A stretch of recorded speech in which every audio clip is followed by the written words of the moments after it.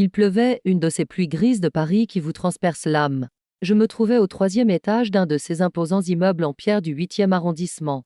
L'intérieur était imprégné d'une odeur lourde de bois de mahogany, de cuir vieilli et d'une arrogance séculaire. Cabinet de notaire Maître Valmont et associés.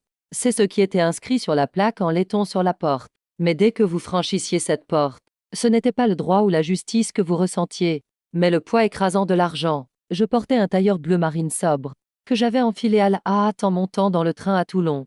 Il n'avait pas de marque, pas de broche ostentatoire, ni cette élégance tape à l'œil, si caractéristique de la haute société parisienne. Il était simplement propre, repassé et fonctionnel. Comme d'habitude, j'avais attaché mes cheveux à un chignon serré. Quand je me regardais dans le miroir, je voyais la présidente des services juridiques de la marine, la contre-amirale Sandrine Ardant. Mais les autres personnes dans cette pièce, elles ne voyaient qu'une fonctionnaire d'âge moyen, probablement peu rémunérée, une bureaucrate ennuyeuse. Et croyez-moi, c'est exactement ce que je les laissais voir. En face de moi étaient assis les autres héritiers de ma tante décédée, ou plutôt de cette lointaine parente qui ne m'avait pas appelé une seule fois depuis des années. Julien et sa femme Claire. Julien travaillait dans une banque d'investissement à Paris, du moins c'est ce qui était écrit sur sa carte de visite. Claire quant à elle. Claire était l'une de ces femmes qui semblent se contenter d'exister en tant qu'épouse de Julien, et qui ont du mal à lever les mains sous le poids des bagues qui les encombrent.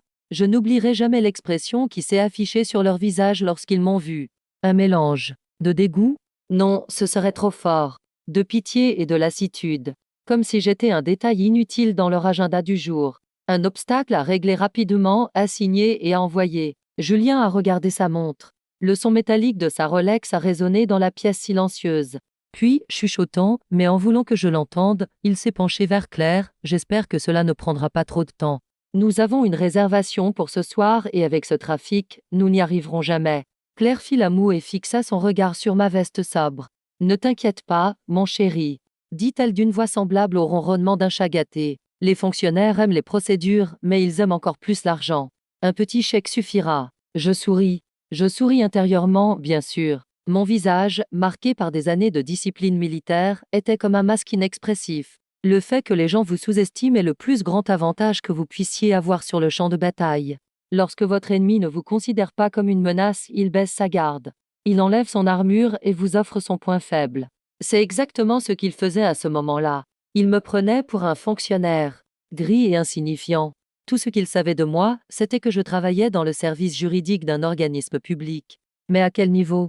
Avec quelles compétences? Quel dossier? Traitais-je? Il n'avait même pas pris la peine de me le demander.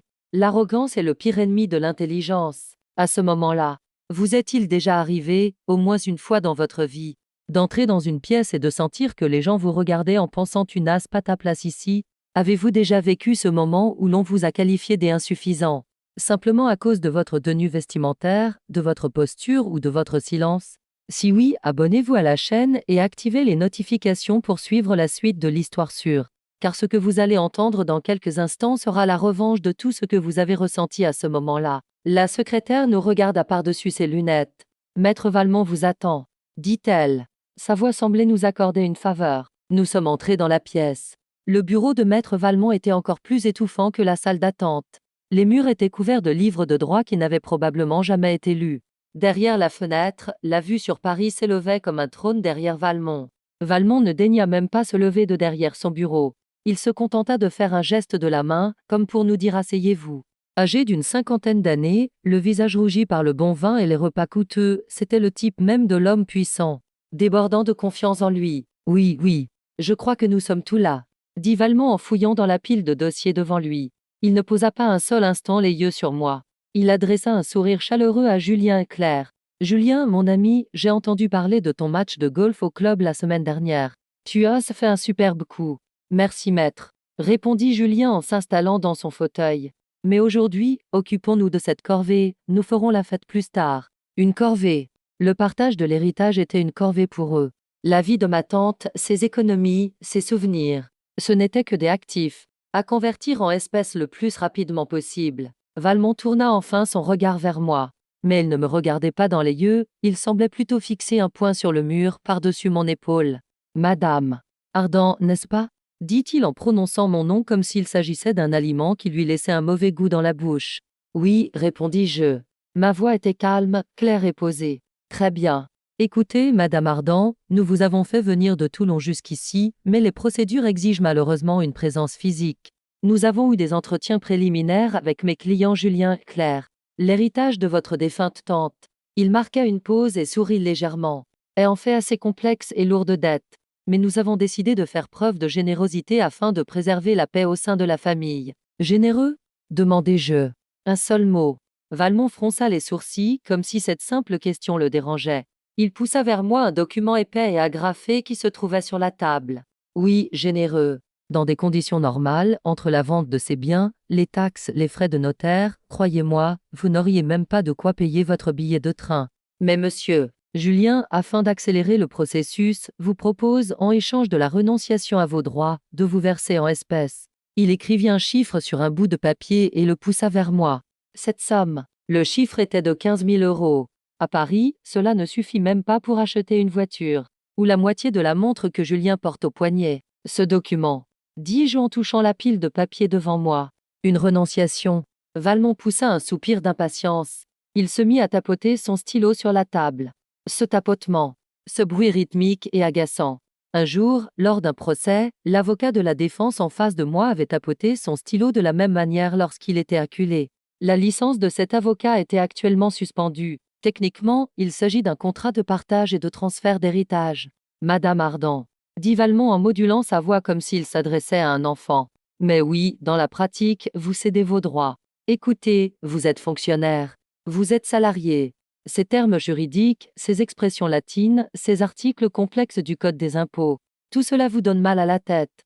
Cela vous dépasse. Il est tout à fait normal que vous ne compreniez pas. Julien intervint avec une fausse compassion.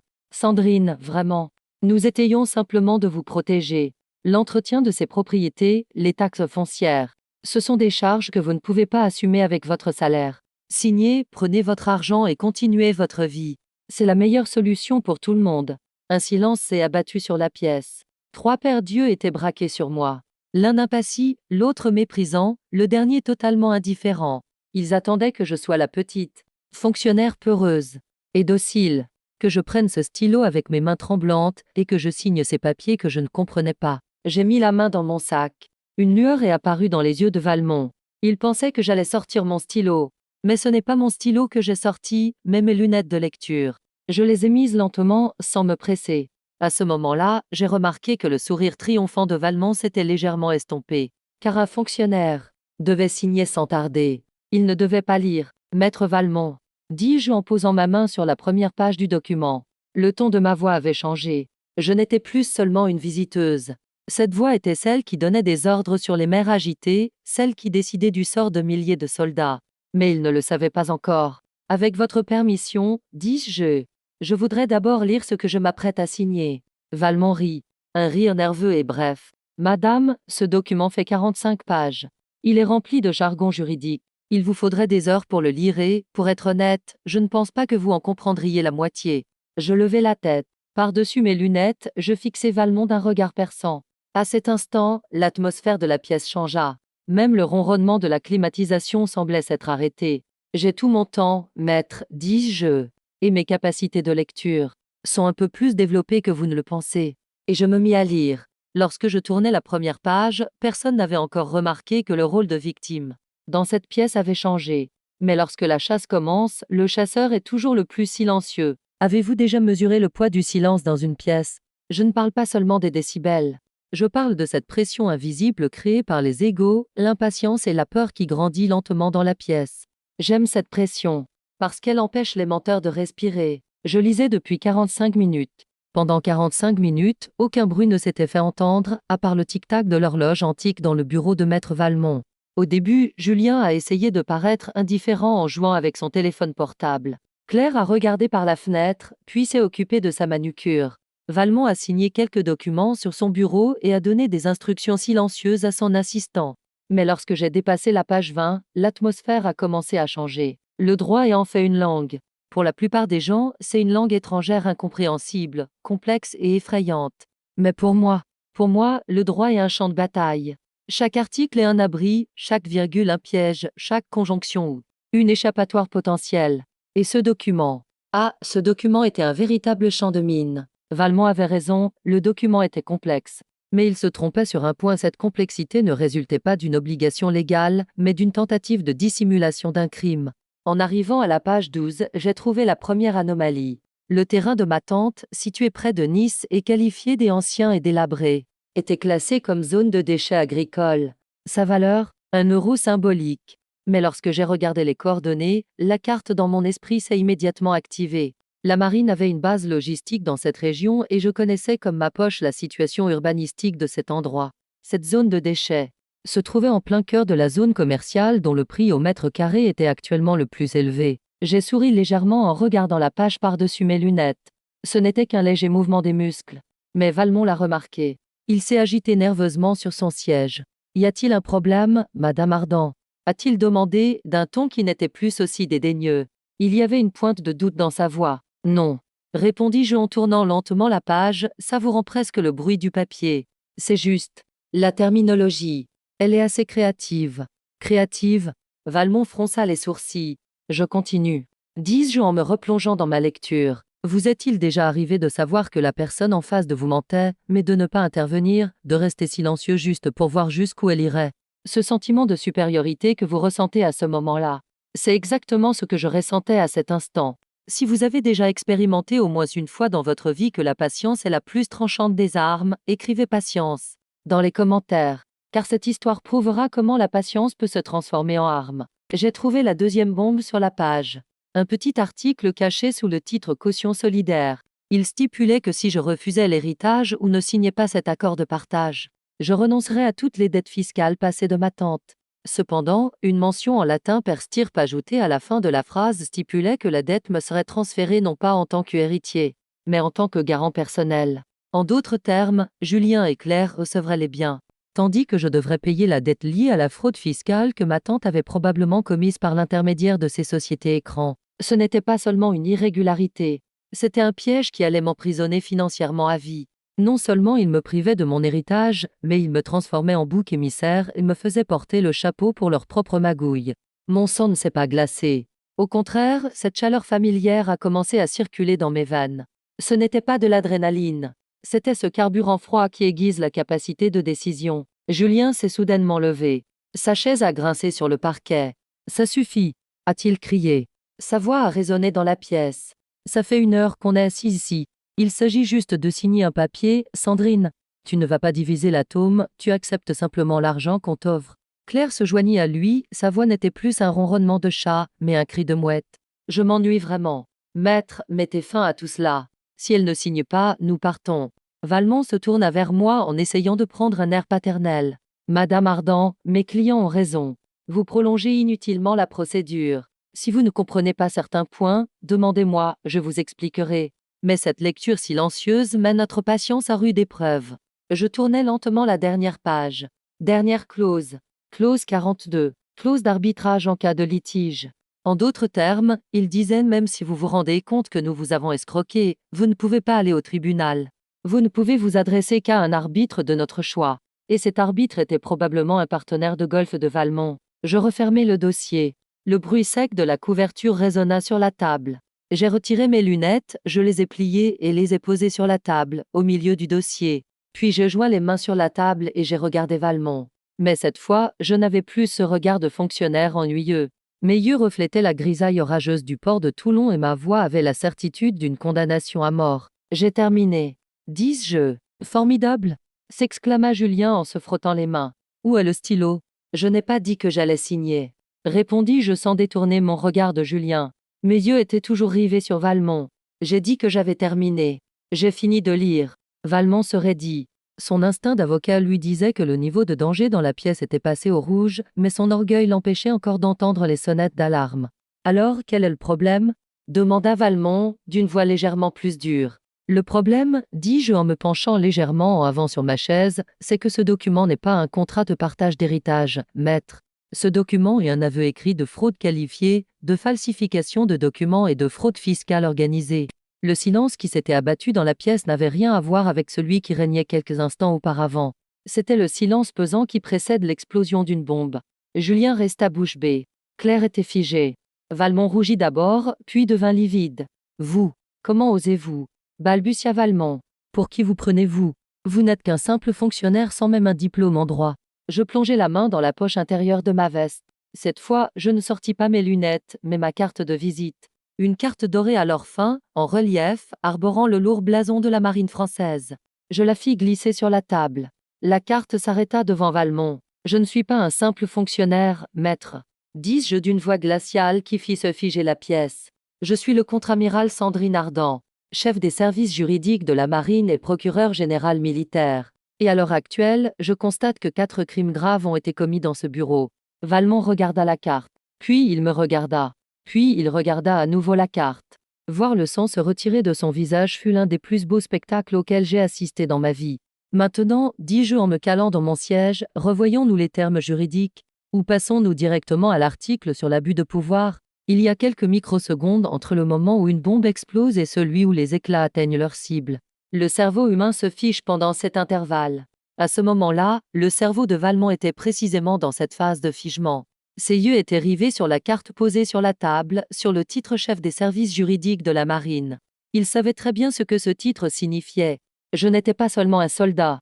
J'étais à la tête du mécanisme qui jugeait ceux qui escroquaient l'État, les amiraux corrompus, les généraux qui détouraient des fonds. Et il venait de me présenter de ses propres mains les preuves de son crime. Madame. Je veux dire amiral. La voix de Valmont se brisa. Sa voix de baryton assuré avait disparu, remplacée par la voix tremblante d'un adolescent. Il leva les mains en l'air, comme si un canon invisible était pointé sur lui. Il y a un énorme malentendu ici. Ma secrétaire. Ah, cette idiote. Elle a dû vous donner l'ancien brouillon, la version erronée. Je souris. Mais ce n'était pas un sourire chaleureux. C'était le sourire réflexe d'un requin qui sent l'odeur du sang. Le brouillon erroné, maître. Demandai-je en touchant du bout du doigt le document posé sur la table. Chaque page de ce brouillon erroné porte votre paraphe et la dernière page porte votre signature manuscrite et le cachet du notaire. De plus, mon nom, ma date de naissance et mon numéro d'identité sont correctement orthographiés. Une erreur aussi personnalisée devrait être étudiée comme cas d'école dans les facultés de droit. Julien ne comprenait toujours pas la gravité de la situation. La stupidité est parfois la meilleure armure. Sandrine, ça suffit avec ton cinéma, dit-il, mais sa voix n'était plus aussi forte qu'au début. D'accord, tu as un titre, félicitations. Mais c'est une affaire familiale. Tu ne peux pas utiliser ton grade militaire ici. C'est un bureau civil. Je me tournai lentement vers lui. Je ne fis aucun mouvement brusque. Je me contentai de tourner la tête et de lui lancer le regard que j'adressais à un soldat qui avait oublié de saluer. Julien, dis-je sans élever la voix. L'article 313 du Code pénal français définit le délit de tentative d'escroquerie. Et lorsque ce délit est commis par un agent public, c'est-à-dire un notaire, il est passible d'une peine de 7 ans d'emprisonnement et d'une amende de 750 000 €. Et vous? Je pointai mon index vers lui. Vous et votre épouse avez participé à ce délit. Ce n'est plus une affaire familiale.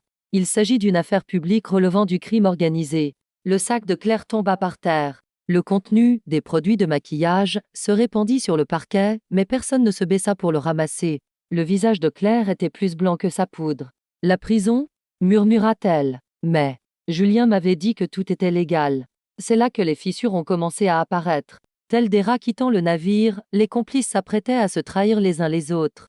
Si vous avez déjà entendu au moins une fois dans votre vie la phrase « Je ne suis pas coupable, c'est lui qui m'a forcé », et que vous détestez cette lâcheté, aimez la vidéo. Car regarder ces lâches se déchirer est l'une des choses les plus satisfaisantes au monde. Valmont bondit de derrière son bureau. Dame gouttes de sueur perlaient sur son front. Amiral, je vous en prie, dit-il en faisant un pas vers moi. Il tendit la main, comme s'il pouvait m'arracher le document des mains. Nous pouvons nous asseoir et discuter. Nous pouvons revoir le chiffre. Nous avions dit 15 000, mais peut-être 50 000, ou même 100 000. Je peux assurer immédiatement le flux de trésorerie de l'héritage. Mes yeux se posèrent sur sa main tendue. Vous me proposez un pot de vin, maître? Demandai-je. Le son métallique de ma voix coupa l'atmosphère dans la pièce. Vous proposez un pot de vin à un procureur général, dans votre propre bureau, devant des témoins. Votre audace dépasse votre stupidité. Je pris rapidement le document posé sur la table. Valmont paniqua. Ce document ne peut pas sortir du bureau. Il m'appartient.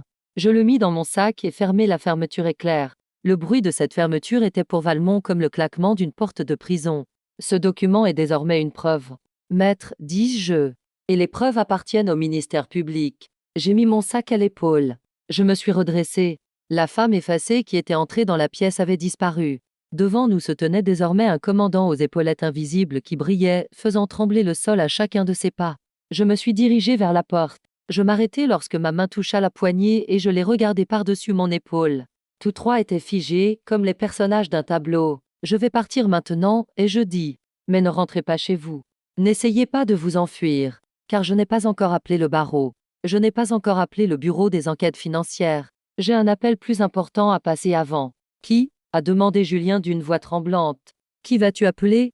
Je lui ai jeté un dernier regard. Ce regard n'avait rien de compatissant.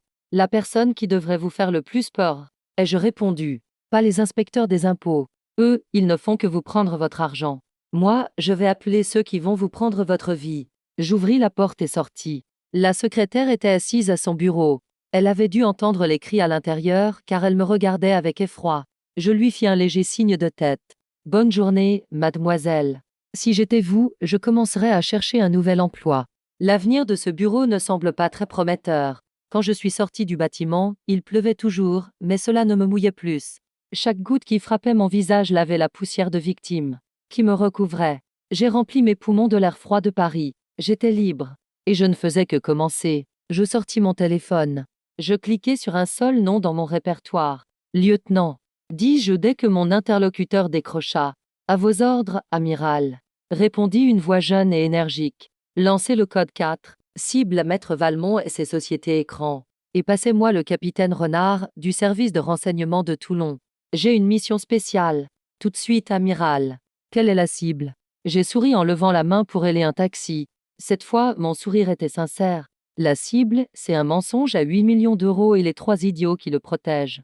Le moment le plus dangereux dans une guerre n'est pas celui où le premier coup de feu est tiré. Le moment le plus dangereux est celui où l'ennemi ne sait pas où vous êtes, mais où vous pouvez entendre sa respiration, ce moment d'information. Alors que Valmont et Julien paniquaient et se criaient dessus dans leur bureau. Je bouvais la meilleure soupe à l'oignon de Paris et examinais leur vie image par image sur un écran numérique. Le capitaine Renard était assis en face de moi. Le cyberspécialiste de la marine, surnommé le fantôme. Renard tourna l'écran de son ordinateur vers moi, un sourire narquois aux lèvres. Amiral, dit-il en baissant la voix, ces types sont pires que des amateurs. Leurs traces numériques sont tellement visibles qu'on pourrait les repérer depuis l'espace. L'écran affichait un schéma complexe. Au centre se trouvait le bureau de Maître Valmont. Dame Flèche partait de celui-ci vers 3 sociétés écrans distinctes basées à Luxembourg. Et au bout de ces sociétés apparaissait un nom familier, J.L. Consulting. Julien, dis-je en touchant l'écran. Mon cousin. Oui, répondit Renard. Et le plus intéressant, c'est que la société de votre cousin est techniquement en faillite. Au cours des 3 derniers mois, elle a transféré des sommes importantes vers des sites de paris illégaux à Paris. Sa dette totale s'élève à environ 400 000 euros. Les pièces du puzzle s'assemblaient. Julien n'était pas impassible d'hériter. Il essayait désespérément de s'accrocher à une bouée de sauvetage pour ne pas se noyer. Et cette bouée de sauvetage, c'était l'héritage qui me revenait. Il allait vendre l'héritage de ma tante, rembourser ses dettes de jeu et continuer à offrir à sa femme cette vie luxueuse. Et Valmont ? Demandai-je. Pourquoi un notaire prendrait-il un tel risque ? Pourquoi s'associerait-il à un failli comme Julien ? Renard appuya sur une touche et une nouvelle fenêtre s'ouvrit à l'écran. C'était une image satellite de ce terrain sans valeur. À Nice. Voici l'endroit, amiral. Ce terrain qui apparaît sur le papier comme une zone agricole désaffectée. Il agrandit l'image. Juste à côté du terrain, on voyait d'énormes hangars gris et des clôtures en fil de fer. C'est notre base logistique sud, dit Renard. Et attendez la suite. Depuis 5 ans, l'État paye un loyer pour ce terrain destiné à l'agrandissement de la base. Je fronçai les sourcils. À qui ? Pas à votre tante, répondit Renard. À la société écran créée par Valmont. Valmont a profité de la maladie de votre tante pour obtenir une procuration. Il a loué ce terrain à l'État, mais a empoché les revenus locatifs. Maintenant que votre tante est décédée, il prévoyait d'acheter le terrain à bas prix par l'intermédiaire de Julien, puis de le revendre à l'État à un prix exorbitant. Voilà, ce n'était plus seulement une affaire d'héritage. C'était du détournement de fonds, de la fraude publique et de la falsification de documents. Valmont ne volait pas seulement mon cousin, il volait l'État, c'est-à-dire la marine dont j'étais le commandant. Avez-vous déjà eu l'impression que derrière les petits mensonges qu'on vous raconte se cache une vérité énorme ? Ce que nous appelons l'intuition est en fait le traitement rapide des détails par notre cerveau. Si vous aussi vous faites confiance à votre intuition et que vous aimez ces moments où vous avez raison, laissez un emoji détective dans les commentaires. Parce que nous, qui aimons assembler les détails, nous gagnons toujours. J'ai posé ma cuillère à soupe. Mon appétit n'avait pas diminué, au contraire, mon instinct de chasseur s'était encore affûté. Donc, dis-je calmement, nous n'avons pas seulement affaire à un parent cupide et à un avocat corrompu. Nous avons affaire à une organisation criminelle qui vole l'argent du budget militaire. Tout à fait, amiral, répondit Renard. Que voulez-vous que je fasse? Dois-je prévenir la police financière? Je secouai la tête. Non, dis-je.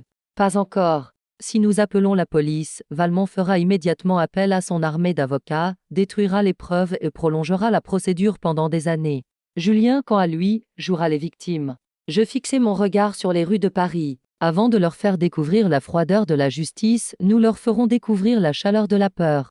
Nous les pousserons à connaître des erreurs. Nous les pousserons à se retourner les uns contre les autres. Je me suis tourné vers Renard. Capitaine, pouvez-vous faire inscrire une mention dans le registre foncier de ce terrain à Nice, une mention zone de sécurité stratégique, au nom de la marine? Renard a souri. Ça me prendra 5 minutes. Parfait. Et Claire, la femme de Julien, peut-on envoyer un petit logiciel invité sur son téléphone? Elle doit savoir combien son mari a réellement de dettes et où va l'argent. Cela relève un peu de la zone grise, amiral, dit Renard, mais ses yeux brillaient. Le gris est ma couleur préférée, capitaine, dis-je en prenant mon sac et en me levant. Ils ont ignoré ma famille. Je vais détruire la leur de l'intérieur. En sortant du restaurant, mon téléphone sonna.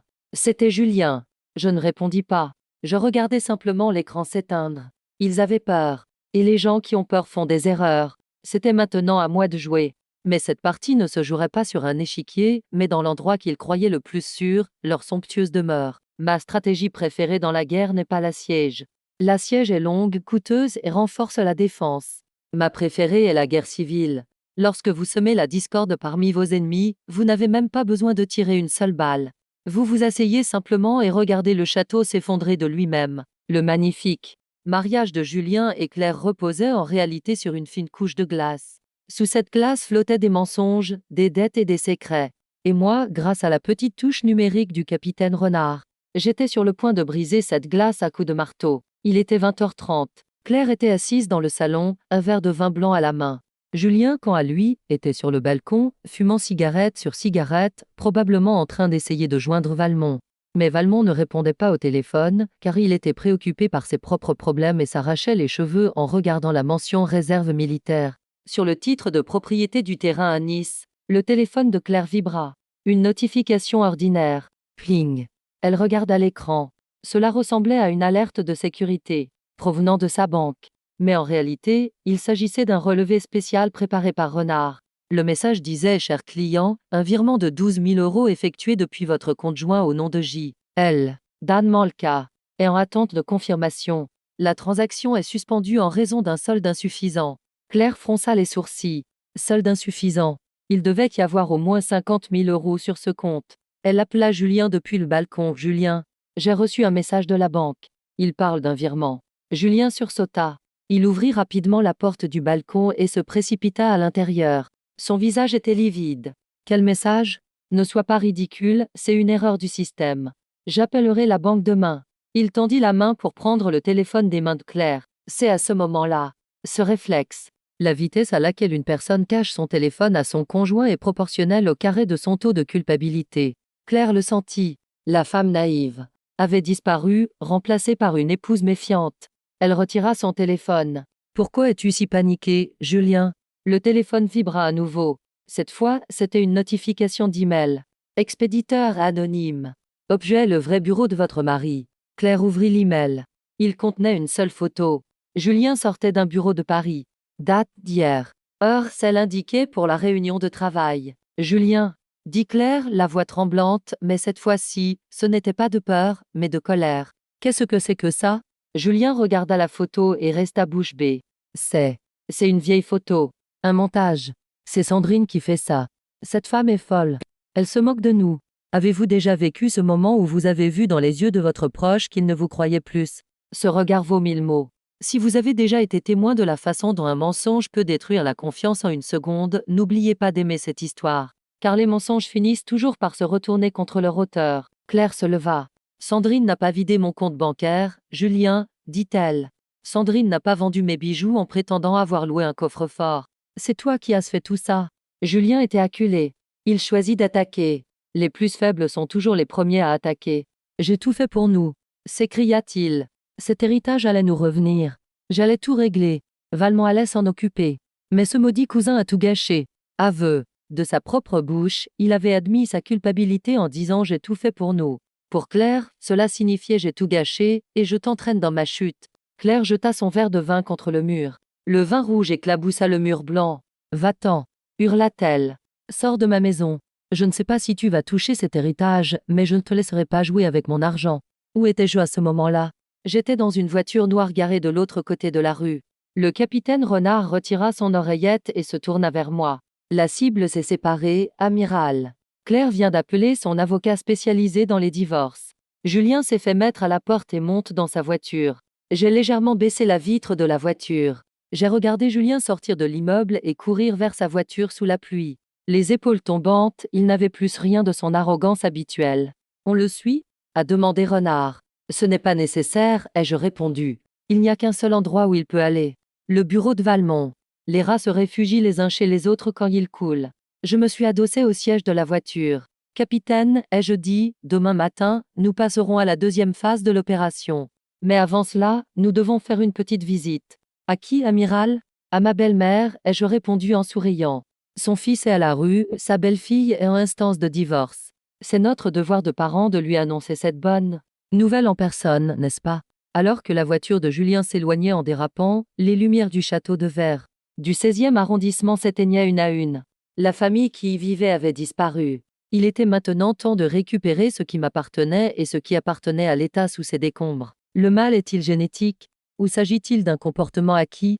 En cherchant la réponse à cette question dans ma famille, j'arrive toujours à la même conclusion, le mal se partage comme le pain à certaines tables et se transmet de génération en génération.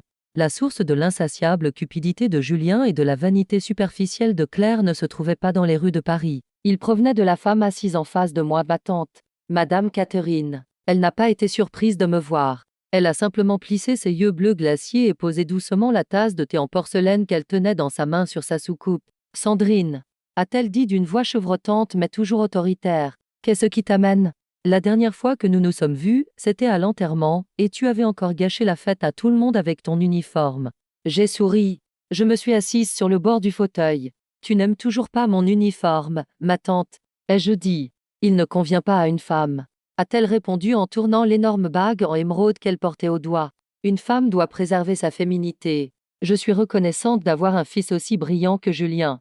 Il porte dignement le nom de notre famille. Contrairement à toi, il n'est pas fonctionnaire. Ah, Julien. Julien, le brillant. En fait, je suis venue te parler de Julien. Dis-je en feignant l'inquiétude dans ma voix. Je suis un peu inquiète pour lui. Catherine haussa les sourcils. Inquiète. Julien est formidable. Il est heureux avec sa femme, ses affaires marchent bien. Il va bientôt agrandir son entreprise grâce à l'héritage qu'il va recevoir. Je me penchai vers elle. Je la regardai dans les yeux. Pourtant, murmurai-je, je crois qu'ils ne vous ont rien dit. Quoi donc? Pour la première fois, une lueur d'inquiétude apparut dans ses yeux. Les affaires de Julien. J.L. Consulting. La société est en faillite depuis 3 mois. Et il se peut qu'il se soit endetté auprès d'usuriers pour rembourser ses dettes. C'est faux, s'écria-t-elle. Mon fils ne ferait jamais une chose pareille. J'aimerais que ce soit faux, dis-je tristement. Mais ce soir, Claire l'a mis à la porte. Elle demande le divorce.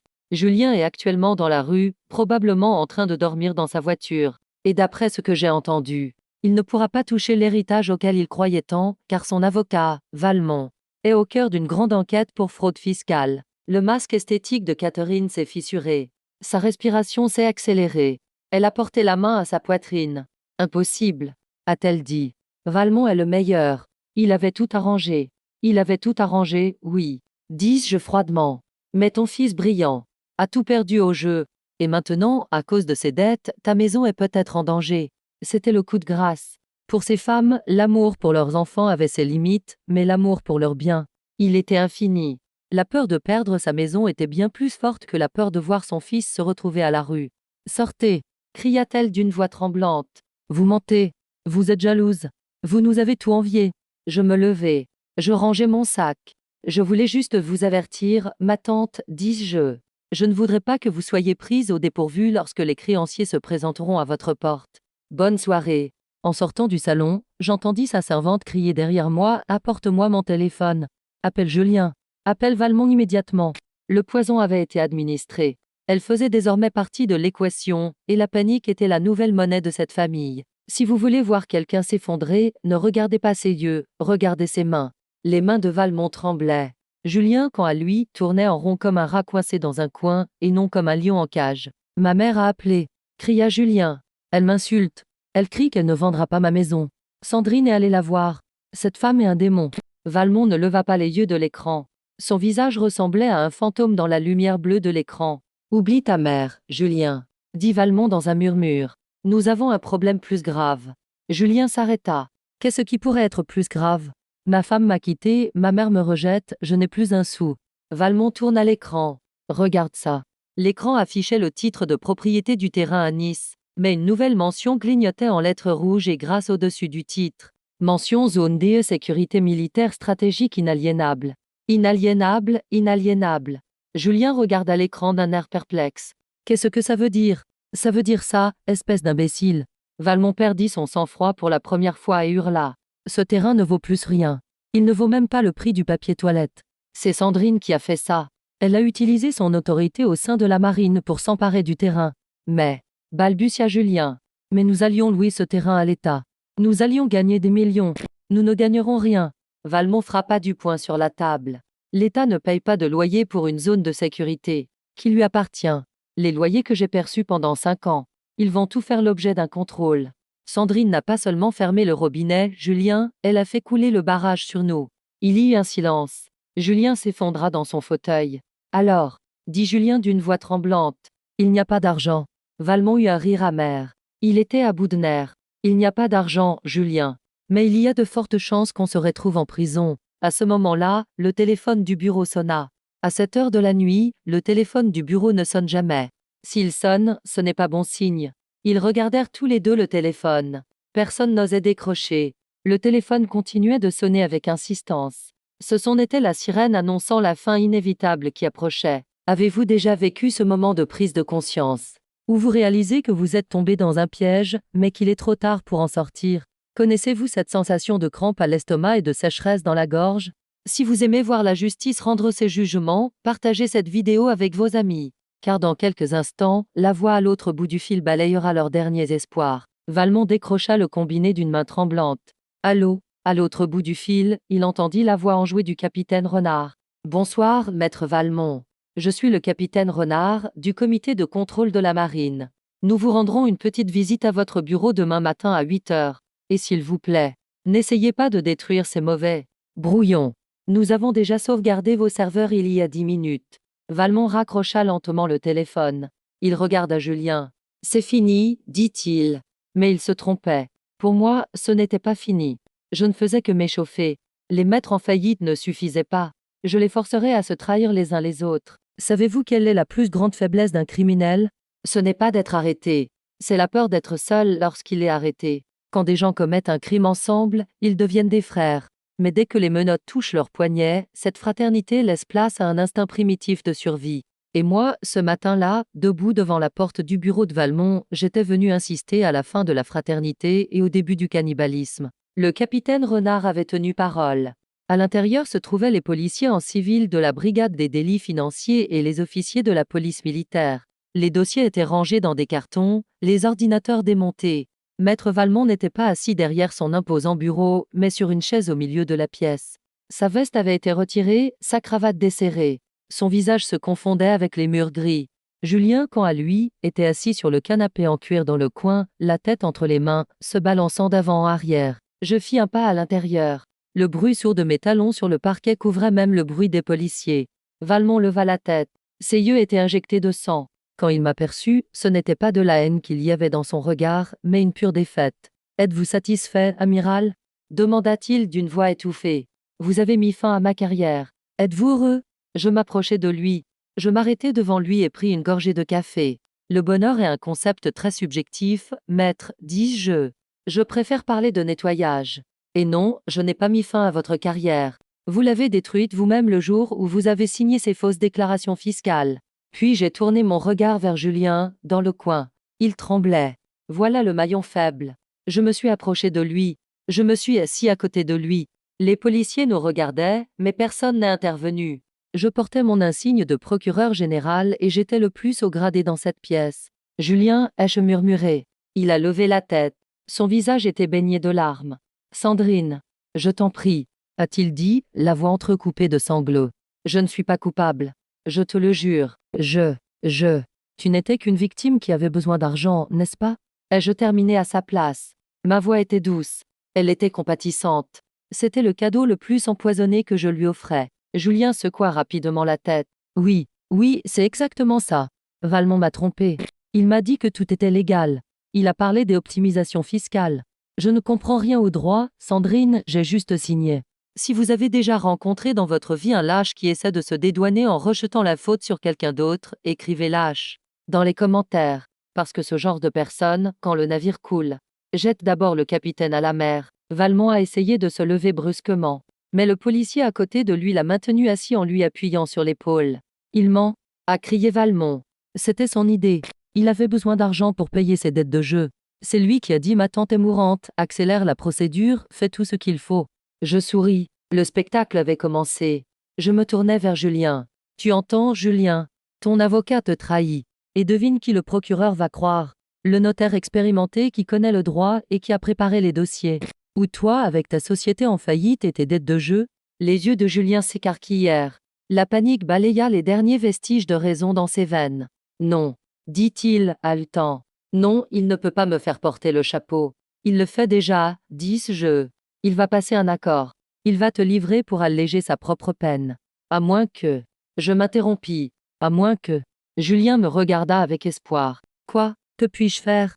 Si tu parles en premier, dis-je en baissant encore plus la voix. Si tu racontes ce que Valmont a fait non seulement dans cette succession, mais aussi dans ses autres affaires, peut-être que le procureur te considérera comme une victime trompée. Tu n'iras pas en prison, tu auras seulement une liberté surveillée. C'était un mensonge. Ces crimes étaient passibles d'une peine de prison. Mais pour quelqu'un qui se noie, même un serpent tendu vers lui ressemble à une corde. Julien n'hésita pas une seconde. Il plongea la main dans la poche intérieure de sa veste. Les policiers mirent la main sur leurs armes. Attendez, criai-je. Sortez ce que vous avez dans la main, Julien. Julien sortit d'une main tremblante une petite clé USB noire. Il y a, dit-il en regardant Valmont avec haine. Il y a les emails que Valmont m'a envoyés, les plans originaux, les essais pour imiter la signature de ma tante, et les enregistrements de la façon dont il blanchissait l'argent de ses autres clients, ses politiciens. L'atmosphère dans la pièce devint soudain glaciale. Le visage de Valmont devint livide. Il comprit alors. Julien n'essayait pas seulement de se sauver lui-même, il creusait la tombe de Valmont. Julien, ne fais pas ça. Gémit Valmont. Cette clé USB va tout nous brûler. Elle va te brûler aussi, imbécile. Je suis déjà brûlé, cria Julien en brandissant la clé USB. Mais je ne pourrirai pas dans la même cellule que toi. Je me suis levé. J'ai pris la clé USB que Julien tenait dans sa main. J'ai senti le métal froid dans ma paume. Ce petit objet avait le pouvoir de mettre fin non seulement à cette affaire, mais aussi à la vie de nombreux hommes intouchables. À Paris, commissaire, ai-je dit en m'adressant au policier en civil qui se trouvait à l'autre bout de la pièce. Le commissaire s'est immédiatement approché de moi.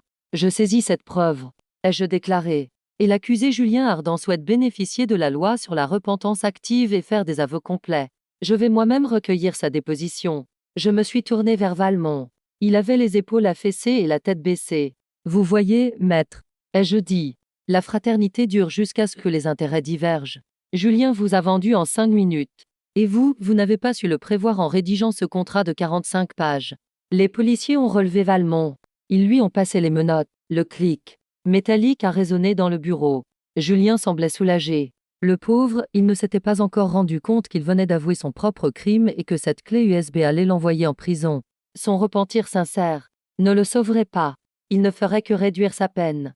Mais sa liberté, elle n'était plus qu'un rêve. Je suis sorti du bureau. En descendant les escaliers, le capitaine Renard m'attendait. Avez-vous pris la clé USB, amiral? Je lui ai lancé la clé USB que j'avais dans la main. Il l'attrapa au vol. Copiez son contenu, lui dis-je. Puis remettez l'original au procureur. Mais avant cela, apportez-moi la liste des politiciens qui s'y trouvent. Il va y avoir du remue-ménage à Paris. Quand je suis sorti du bâtiment, le soleil brillait. La pluie avait cessé. J'ai sorti mon téléphone et j'ai appelé Claire. Bonjour Claire, ai-je dit d'une voix enjouée. Si tu veux savoir où se trouve ton mari, tu devras venir au commissariat. Mais viens avec ton avocat. Car Julien vient d'avouer que tu faisais partie du complot. Le silence à l'autre bout du fil, puis le cri qui a suivi, était la musique de ma victoire. J'avais éliminé le mari. J'avais éliminé l'avocat. C'était maintenant au tour de Claire, qui jouait le rôle de l'épouse victime. Le luxe n'est pas seulement un style de vie, c'est aussi une armure. Les femmes comme Claire se sentent intouchables à l'intérieur de cette armure. Elles pensent que l'odeur de leur parfum coûteux masquera celle du crime. Mais dans la salle d'interrogatoire de la police, même les sacs Hermès ne peuvent vous sauver. Claire se rongeait les ongles sur la table d'interrogatoire. Son avocat, un jeune avocat trouvé à la hâte et qui ne travaillait pas pour le cabinet Valmont, lui disait de se taire, mais Claire n'avait pas l'intention de se taire. Quand je suis entrée dans la pièce, Claire s'est levée d'un bond. « Sandrine, Dieu merci. Dites-leur quelque chose. Pourquoi me retiennent-ils ici? Je suis une victime.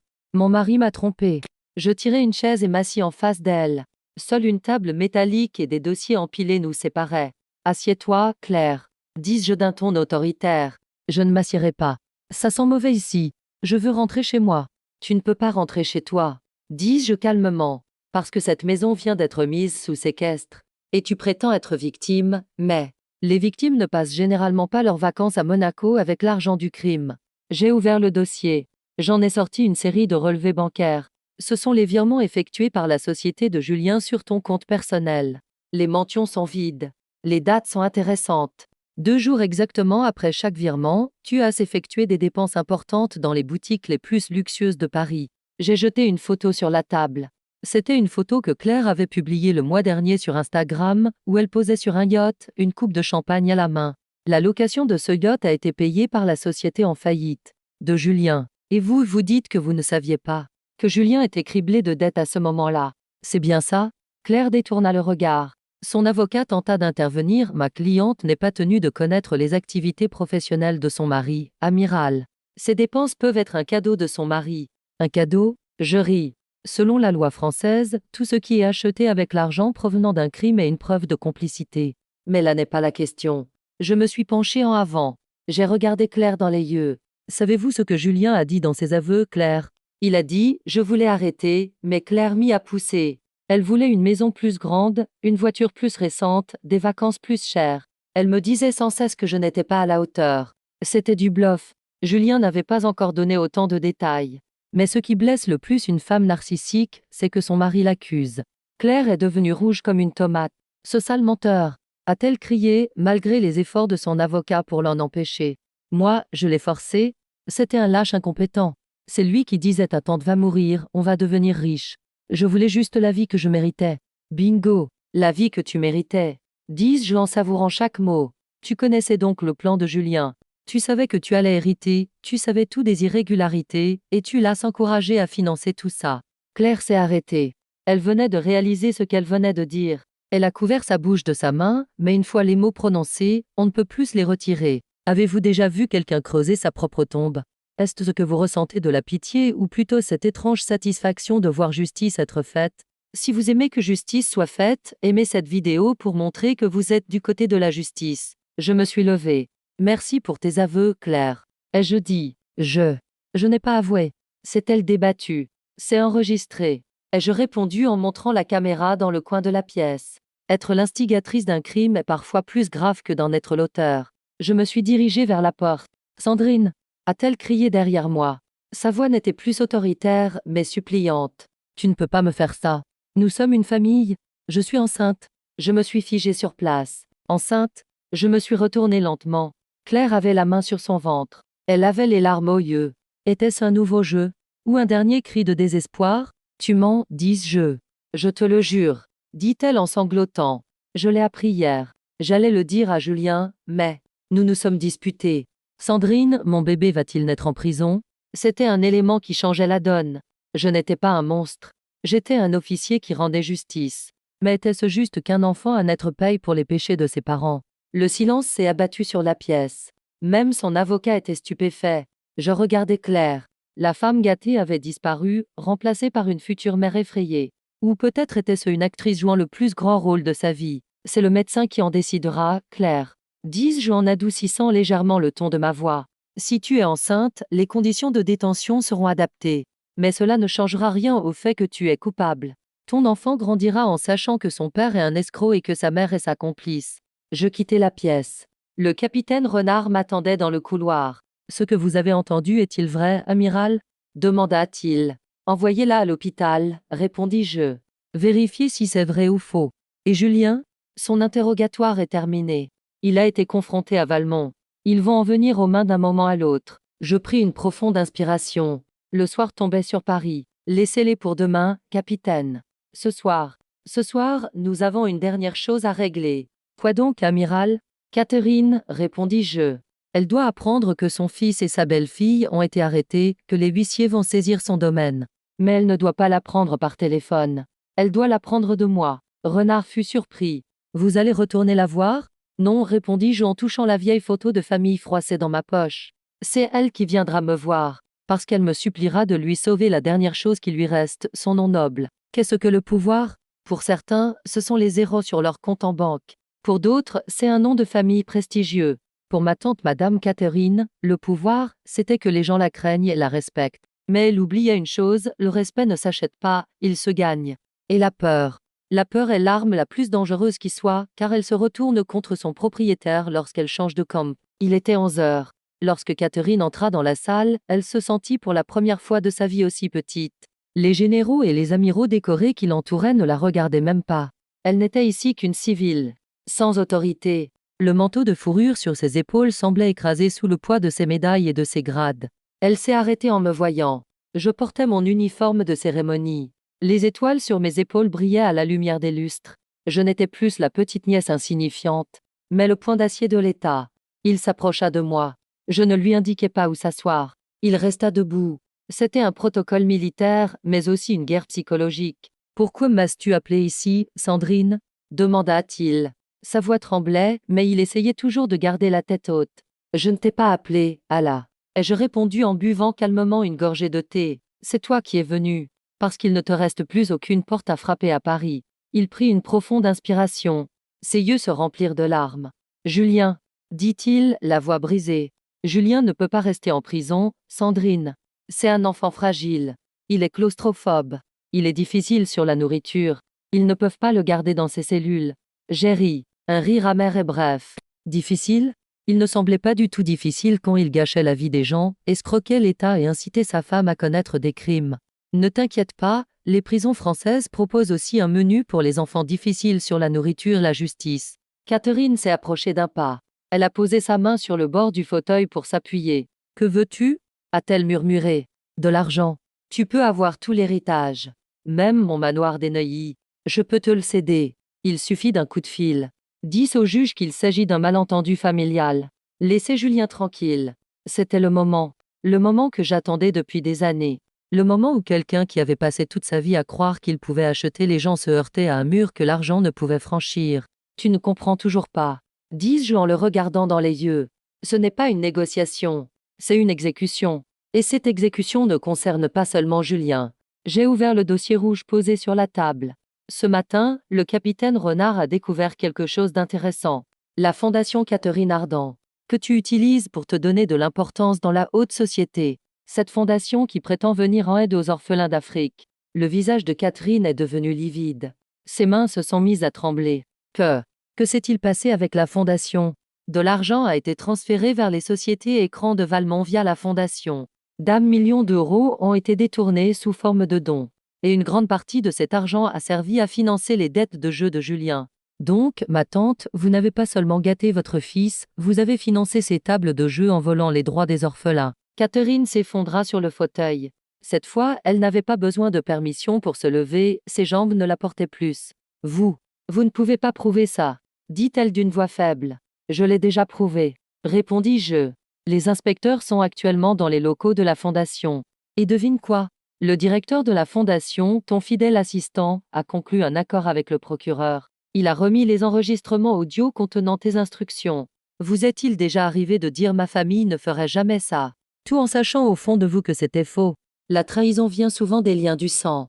Si vous avez vous aussi été trahi par votre famille, mais que vous vous êtes relevé plus fort, écrivez « Je ne me suis pas effondré ». Dans les commentaires, je veux vous voir. Catherine se mit à pleurer.